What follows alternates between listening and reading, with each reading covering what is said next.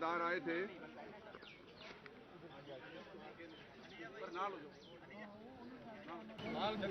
उन्होंने आज सुबह अदालती वक्त से पहले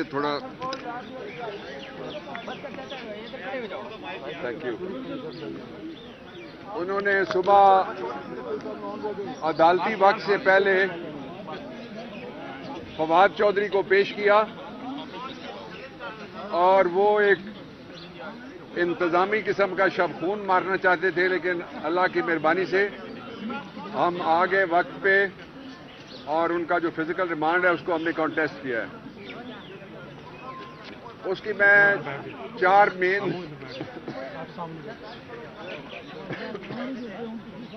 जो अदालती कार्रवाई थी उसकी 4 मेन बातें मैं आपसे शेयर करना चाहता हूं। पहली बात ये थी कि सरकार की तरफ से कहा गया कि इलेक्शन कमीशन की तौहीन हुई है।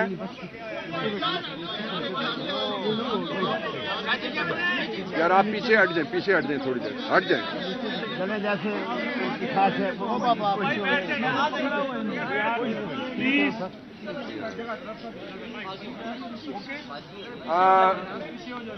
इलेक्शन कमीशन की तौहीन हुई है। मैंने उनको आईन पढ़ के सुनाया और मैंने उनको कानून पढ़ के सुनाया और उनको बताया कि जो इलेक्शन कमीशन है, जो इलेक्शन कमीशन है ना वो अदालत है और ना वो ट्रिब्यूनल है। आईन के आर्टिकल 7 के मुताबिक वफाकी हुकूमत या सूबाई हुकूमत कंप्लेंट फाइल कर सकती है और अगर ये कंप्लेंट आप सामने रखें उसमें फ्रॉड हुआ है, इसलिए कि उन्होंने दूसरा जो आर्ग्यूमेंट किया वो फ्रॉड को साबित करता है। वो आर्ग्यूमेंट ये था, उन्होंने कहा कि हमने सारे शवाहिद और एविडेंसेस इस केस की जो है वो लाहौर में, और फिर मैंने उनको ये कहा कि अगर वो लाहौर में है तो फिर मुल्जिम और पर्चा किस तरह इस्लामाबाद में हुआ है। 4 हमारी तरफ से जो आर्ग्यूमेंट थे उसमें पहला आर्ग्यूमेंट ये है कि फवाद चौधरी का अगवा हुआ है। जो थाने से आप एफआईआर आपके पास है वो निकाल के पढ़ लें। एंटायर टाइम अगवा किया गया लाहौर से, उस वक्त तक जो एफआईआर काटने वाला एसएचओ है वो इस्लामाबाद में बैठा हुआ था। फवाद को अगवा किया गया। अगवा की जो दफात है 3 हैं, उनके तहत सिर्फ चंद कदम भी अगर किसी को अगवा करके ले जाया जाए बगैर किसी पर्चे के तो वो अगवा मुकम्मल हो गया। इसलिए पाकिस्तान तहरीक इंसाफ फवाद चौधरी को लाहौर से अगवा करने वालों के खिलाफ पर्चा दर्ज कराएगी। नंबर 1।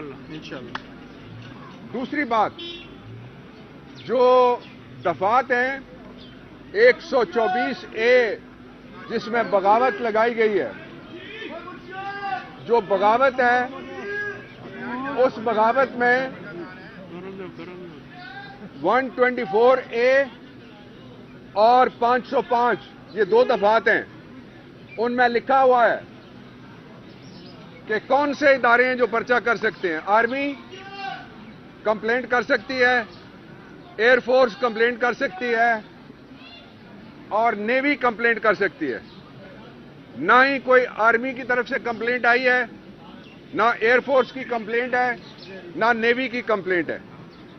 इसलिए पहला आर्ग्यूमेंट यह था कि अगर आप कन्विंस हो जाएं कि ये कंप्लेंट उनकी तरफ से नहीं है तो उसके 2 नतीजे निकलेंगे। नतीजा नंबर 1 ये है कि इलेक्शन कमीशन ने कहा है कि वो फेडरल गवर्नमेंट है। सुप्रीम कोर्ट कहता है ना इलेक्शन कमीशन अदालत है, ना इलेक्शन कमीशन कोई ट्रिब्यूनल है। अगर इलेक्शन कमीशन कहता है हम गवर्नमेंट है, अब उन्होंने कह दिया है, तो इस पे हम डिस्क्वालिफिकेशन का रेफरेंस पूरे इलेक्शन कमीशन के खिलाफ, उस पे मैं एडवाइस करूंगा अपनी पार्टी को कि इलेक्शन कमीशन को तहलील करने के लिए रेफरेंस बनता है।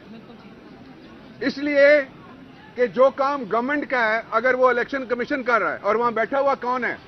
एक साबिक सेक्रेटरी है जो पीछे से पेंशन ले रहा है, यहां से तनख्वाह ले रहा है, और वो वफाकी हुकूमत समझता है अपने आप को जिसने कंप्लेंट फाइल की है। सो ये ऐसी इलीगैलिटी है, गैर कानूनी हरकत है जो इनक्योरेबल है, इसको ठीक नहीं किया जा सकता। ये गलती हो गई है अब। इसलिए इलेक्शन कमीशन से मुतालबा है कि वो कौम को मशरकी पाकिस्तान वाला इलेक्शन कमीशन ना बन के दिखाए, वरना नताइज भी वही होंगे और कौम को धक्का मार के सारे पाकिस्तान के खिलाफ फिर आपको बगावत के मुकदमे दर्ज करने पड़ेंगे। और मैंने अदालत के अंदर कहा है कि जो फॉलोअर्स हैं इमरान खान के, जो फॉलोअर्स हैं फवाद के, जो फॉलोअर्स हैं मेरे, जो फॉलोअर्स हैं हमारी सारी लीडरशिप के अलग-अलग, फिर आपको करोड़ों लोगों को पर्चा करके पूरे पाकिस्तान को एक बड़ी जेल डिक्लेयर कर देना चाहिए। हम तुम्हारे साथ हैं। और बात करने दो।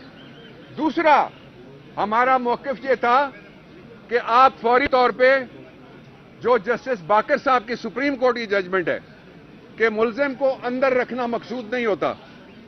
एक तरफ जितने पाकिस्तान के बड़े मुल्जिम हैं, जिन्होंने शहरी मारे हुए हैं, कस्टोडियल कत्ल जिन्होंने किए हुए हैं, जिन्होंने जो मुआशी हिटमैन है पाकिस्तान को मुआशी तौर पे जिन्होंने कत्ल किया है, वो सारे उनको रिलीफ मिल रही है।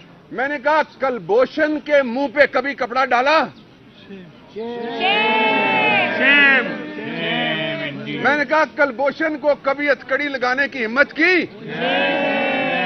कभी कलभूषण से पूछा तेरे पीछे मोदी है या नहीं है, तेरे पीछे रॉ है या नहीं है, तेरे पीछे एनडीएस है या नहीं है?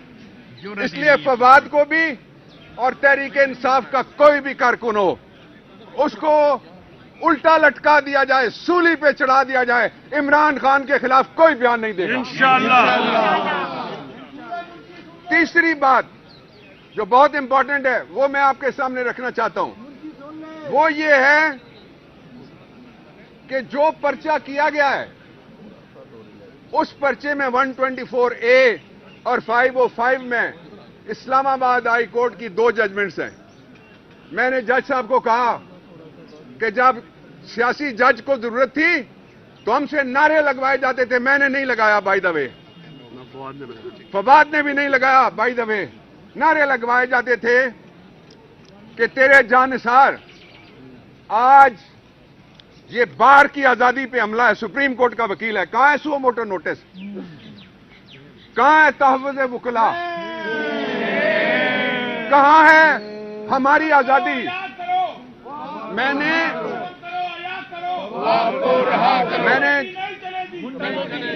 ये भी कहा, मैंने ये भी कहा कि जज साहब मैं आया हूं तो केस चला है ना, फैसल आएगा तो केस चलेगा, प्रोसिक्यूटर आएगा तो केस चलेगा। अकेले कैसे आपकी आजादी हो सकती है? आप पहले वहां बैठ के केस सुनेंगे, फिर मेरी जगह बहस करेंगे, प्रोसिक्यूटर की जगह जवाब देंगे, वापस जाके फैसला करेंगे। ऐसा नहीं हो सकता। बार नर्सरी है अदलिया की, वकील कत्ल हो रहे हैं। फैसलाबाद में वकील कत्ल हुआ, पिंडी में वकील कत्ल हुआ, पेशावर में हुआ। लतीफ खोसा के बेटे को जो एएससी है, सिर्फ वकील नहीं है, उसके ऊपर गोलियां मारी गई। मैं कल लाहौर में था, मैंने उनसे पूछा तो वो अभी आईसीयू में है। तो जिनको कहा जाता है अदलिया की आजादी के लिए बाहर निकलो, उनकी आजादी का तहफ़्फ़ुज़ कौन करेगा? मैंने कभी नहीं बताया हमारे साथ क्या होता है या हमारे पास कौन आता है और हमें कौन क्या कहता है, इसलिए कि ये जंग हमारी जंग नहीं है, ये जंग आपकी जंग है। इमरान खान को क्या पड़ी हुई है? ये जंग है पाकिस्तान की। इसलिए तीसरी बात ये बहुत इंपॉर्टेंट है, वो ये है कि लोगों को धक्का मार के गद्दार और बागी मत बनाओ। पूरे पाकिस्तान को जिस तरह पहले फरमाइशी ड्रोन अटैक के जरिए से पाकिस्तान में बागी पैदा किए गए, अब चंद थानेदार हैं, उनका एक चीफ कार्टून है ऊपर जो बैठा हुआ है, जिसने पूरी दुनिया में हमें बदनाम कर दिया, भिखारी आजम, और उसके साथ चंद लोग हैं जो पाकिस्तान को डिस्टेबलाइज करना चाहते हैं। कल इंडिया 500 बिलियन क्लेम कर रहा था, कह रहा था हम दूसरी तीसरी बड़ी इकोनॉमी है। हम 4 बिलियन से नीचे गिर गए। कहां लेके जाना है पाकिस्तान को? क्या ये कोई डिजाइन है? क्या मुल्क में आईन है कि सुप्रीम कोर्ट के वकील के मुंह पे कपड़ा डालते हो? मैंने कहा ये फवाद है, ये गद्दार नहीं है। वो किसी ने कहा था कि संगो खिश्त मुकैयद हैं और सग आजाद के, जो पत्थर हैं उनके ऊपर पाबंदी है और जो दूसरे हैं सग, वो आजाद हैं। आखिरी बात मैं आपसे ये कहना चाहता हूं कि फवाद चौधरी ने अपनी पार्टी के लिए जो स्टैंड लिया है, उसमें एक स्टैंड मैं आपके सामने पेश करना चाहता हूं। वो ये है, फराज है, ये फवाद का भाई है और इसके सर से अभी तक खून रवा है। और ये बेशुमार बेशुमार ये कस्टोडियल टॉर्चर हुआ है। कस्टडी में लेने के बाद इसको मारा है। और ये उसकी बेगम बैठी हुई है मेरे साथ, उसकी बेटियां आई हुई हैं। तो ये पाकिस्तान में मैसेज दिया जा रहा है, पैगाम दिया जा रहा है कि अगर इज्जत है तो सिर्फ उनकी जो हमसे तनख्वाह लेते हैं उनकी इज्जत है। हम जो तनख्वाह के लिए टैक्स देते हैं, हमारी कोई इज्जत नहीं है। और जो तहफ़्फ़ुज़ है सारे का सारा, वो सरकारी खर्च पे ऊंची दीवारों के पीछे बैठ के साजिशें करने वालों को हासिल है। हम जो सड़क पे होते हैं, अल्लाह के अलावा हम तहफ़्फ़ुज़ किसी से मांगते भी नहीं है। हम रोज आते हैं, रोज बाहर होते हैं, रोज हर तरह के हालात का सामना करते हैं। इसलिए मैं पूरे पाकिस्तान के वकीलों को, बार एसोसिएशन दर्जन से ज्यादा यहां मौजूद है मेरे पीछे, बार काउंसिल के नुमाइंदे भी मेरे पीछे मौजूद हैं। सुप्रीम कोर्ट बार इसको कंडेम कर चुकी है। हम सब मिलके इंशाअल्लाह अज़ीज पाकिस्तान में आईन को आजाद कराएंगे। जिस सरजमीन बेआईन है, मैं नहीं मानता कि मुल्क में कोई आईन है। आईन हो तो दुनिया का मुल्क बताएं जहां लीडर ऑफ द हाउस और लीडर ऑफ द ऑपोजिशन एक ही पार्टी के हों। वो कहता है मैं टिकट मांगूंगा, वो कहता है मैं टिकट दूंगा, वो लोटा बनता है और असेंबली चल रही। ये असेंबली है, 105 ये मजाक भी नहीं है, ये शुगल भी नहीं है। और गवर्नर, 2 गवर्नर आईन तोड़ रहे हैं मुसलसल। जो केस बना था जनरल मुशर्रफ के खिलाफ, वो क्या था?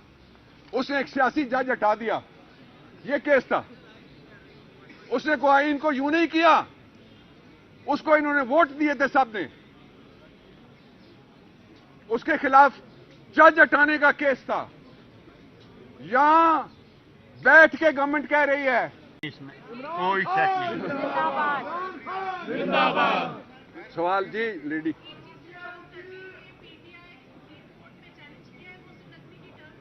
जी आज का हो रहा है, कर दिए। It is in the process, challenge होगा प्रोसेस में।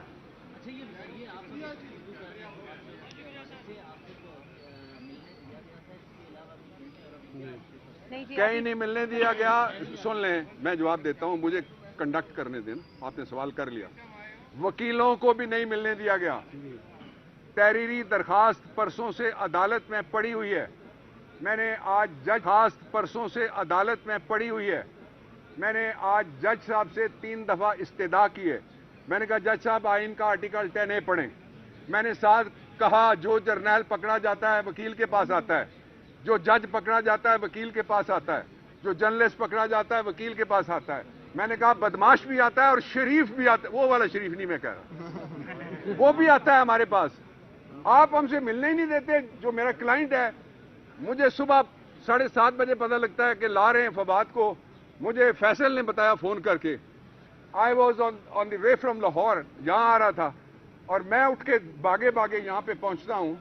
तो ये अदलिया पे भी मजाक है कि बाकियों के लिए जज बैठे हैं 9 बजे और फवाद के लिए किस वक्त अदालतें खुली। मैं तो समझता हूं कि ये बार की आजादी है, उसके ऊपर हमला है, ये इंसाफ की आजादी के ऊपर हमला है, ये आईन के ऊपर। आईन तो अब ये आईन मुअत्तल है। अगर है तो फिर तकरीर से एटमी रियासत को क्या खतरा हो सकता है?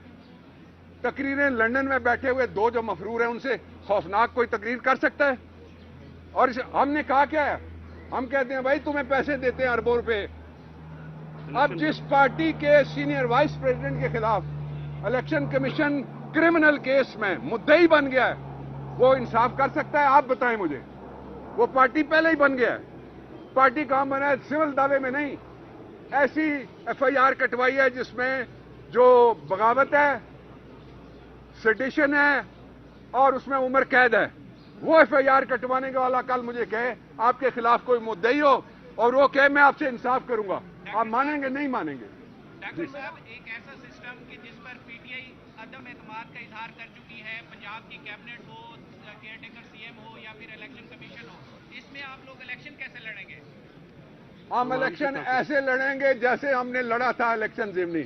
इलेक्शन हमारा इंशाअल्लाह अजीज जब भी होगा हम इनका धड़न तख्ता कर देंगे। मैं एक बात, आपने सवाल बड़ा इंपॉर्टेंट किया। इलेक्शन कमीशन की एक साबिक मेंबर को काबीना में केपी में शामिल किया गया है। मतलब क्या निकालते हैं आप बताएं ना, क्या मतलब निकालते हैं?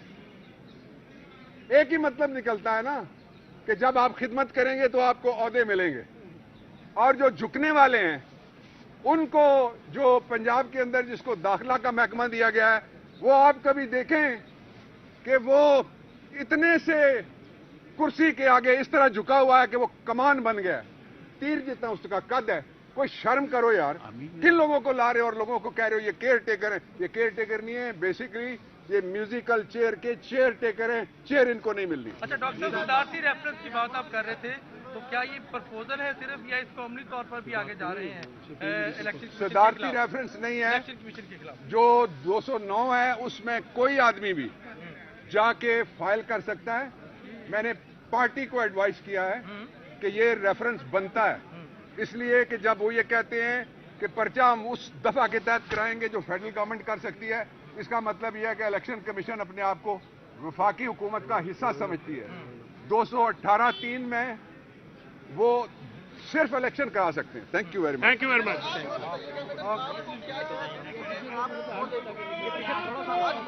जी बताएं भाई एक मिनट बता दें।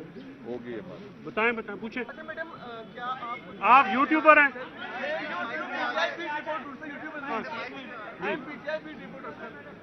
बोलो सवाल करो बच्चे। जरा रास्ता दो पार्क हो गया कैमरा आपको। चले थोड़ा सा प्लीज, थोड़ा सा शॉर्ट एंड स्वीट आप बताओ। जी करिए जी सवाल। क्या तहफ़्फ़ुज़ात है आपके और क्या आप इंडिया पहुंचे? जी अभी कोर्ट में ही मुलाकात हुई है उनसे और जज साहब ने 10 से 15 मिनट का टाइम दिया था और हलचल थी, आपको पता है सारे कारकुन थे, तो जितनी मुख्तसर बात हुई और उसके बाद उनको कहा गया कि हम उनको बख्शी खाना लेके जा रहे हैं, आप मिल सकती हैं वहाँ पे, लेकिन अभी मैं वहाँ से होके आई हूँ तो वो वहाँ पे है नहीं। तो we are waiting for the order कि क्या अभी ऑर्डर होता है, और अगर जुडिशल रिमांड दिया जाता है तो किसी किस्म का टॉर्चर बर्दाश्त नहीं किया जाएगा, हम इसकी मजम्मत करेंगे। बाकी अभी तक कोई बात हुई है कुछ टॉर्चर की? पाँच चौधरी साहब की तरफ से देखिए दो चीजें हैं। टॉर्चर 3 किस्म का होता है जो लॉ में डिफाइंड है।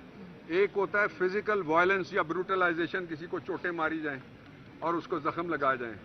दूसरा ये होता है कि उसकी रेपुटेशन पब्लिक में, एक पब्लिक ऑफिस होल्डर है, उसके मुंह पे मैंने कहा था कि संगोखिश्त मुकैयद है और साग आज़ाद, कलभूषण का मुंह पर्दे के बगैर है और फवाद का मुंह पर्दे के साथ किया जा रहा है। दूसरी जो बात है वो बहुत इंपॉर्टेंट है, वो ये है कि साइकोलॉजिकल टॉर्चर है। वकील से नहीं मिलने दिया जा रहा, बेगम से नहीं मिलने दिया जा रहा, बेटियों से नहीं मिलने दिया जा रहा, ये साइकोलॉजिकल टॉर्चर है। ये वर्स्ट टॉर्चर ये होता है। लेकिन इसके बावजूद फवाद जितना जिस्मानी तौर पे तगड़ा है उससे 3 गुना ज्यादा वो ज़हनी तौर पे तगड़ा है। ओके जी, थैंक यू।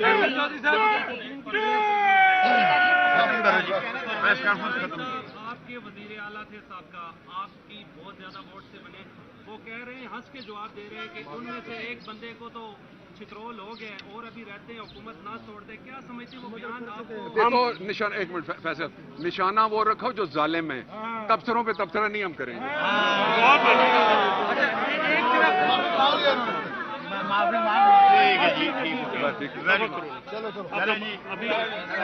एक बात मैं ऐड ऑन करना चाहूंगी जी, फिर दोबारा उन पे कपड़ा डालने की कोशिश की गई है, वो कोशिश सब कारकुनों ने नाकाम बनाई है। कपड़ा किसी किस्म का उनको नहीं उनके ऊपर डाला जाएगा। हैंडकफ भी खोलने चाहिए। He is not a terrorist, he is a lawyer of supreme court और senior vice president of biggest party in Pakistan and a former information minister of Pakistan. So please, law minister भी जी थे वो, तो please किसी किस्म का torture, कपड़ा बिल्कुल नहीं डाला जाएगा, अदरवाइज हम इसकी मजम्मत करेंगे। Thank you so much. चले जी, चले जी।